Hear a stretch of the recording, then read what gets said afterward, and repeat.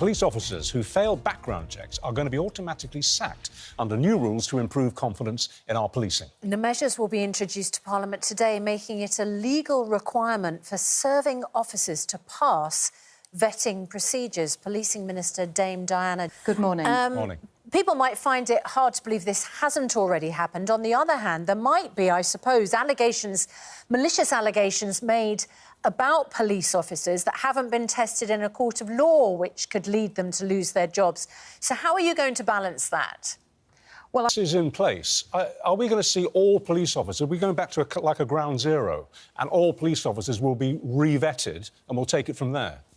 When we talk about the continuing debate in this country about transgender and transgender rights, we saw what many people interpreted as a kind of a screeching U-turn by your Prime Minister yesterday, accepting, obviously, the judgment of the Supreme Court last week. Do you think he should have gone further? I'd just like to quote you what J.K. Rowling has been quoted as saying in this morning's papers. She said, having seen that statement yesterday, imagine being such a coward, you can only muster the courage to tell the truth once the Supreme Court has ruled on what the truth is. She means, of course, a woman being a woman if she's a biological woman. Do you think that your Prime Minister does need to apologise to women in this country?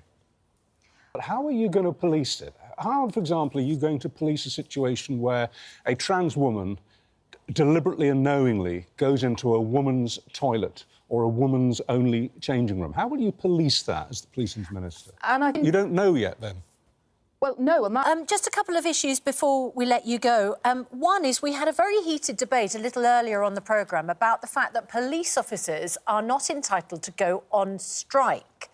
And I just wonder, as a Labour government, obviously in receipt of, large amounts of union support and union money, is that something you could ever see changing? If police officers went on strike?